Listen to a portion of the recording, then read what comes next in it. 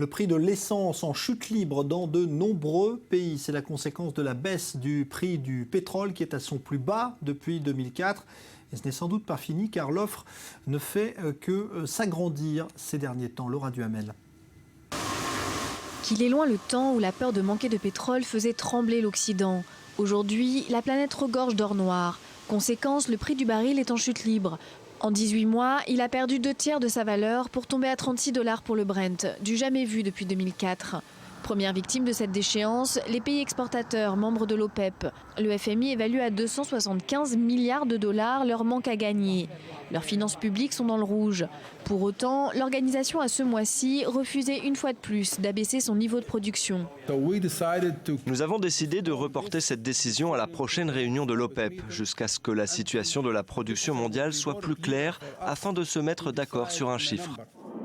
Et cette surabondance ne risque pas de se tarir de sitôt. Aux États-Unis, le Congrès vient de réautoriser l'exportation de pétrole, dont celui issu des schistes. Cette interdiction avait été imposée lors de la guerre de Kippour en 1973. Il s'agissait alors de maintenir des réserves afin de faire face à un autre choc pétrolier. Mais le contexte n'est plus le même et les Américains veulent tirer profit de leur manne d'or noir. En parallèle, la Libye prévoit d'augmenter sa production en cas de stabilité politique retrouvée. Et enfin, autre paramètre, l'Iran qui fait son retour. Faisant fi de la situation critique des pays de l'OPEP, le ministre iranien du pétrole a annoncé une augmentation de la production de 500 000 barils par jour. Et ce, dès la levée des sanctions internationales censées intervenir début 2016.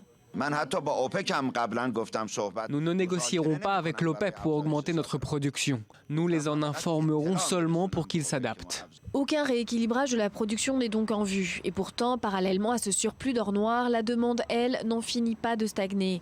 La Chine, gros consommateur d'énergie, est en plein ralentissement. Quant aux États-Unis, ils croulent désormais sur leur propre stock de pétrole. Résultat, de l'avis de l'Agence internationale de l'énergie, le marché sera saturé jusqu'à fin 2016. Je pense qu'en 2016, nous verrons toujours un approvisionnement qui montrera que les marchés seront toujours bien approvisionnés avec des capacités grandissantes. Il y a une inconnue sur le rythme de l'accroissement de la demande qui a été plutôt forte en 2015. 1,8 million de barils par jour, ce fut la deuxième plus importante augmentation de la demande des 10 dernières années. Si pour les entreprises et les ménages, cette baisse des cours est une excellente nouvelle à court terme, le risque à long terme est une aggravation des déficits des pays producteurs. Les places financières risqueraient alors d'en pâtir.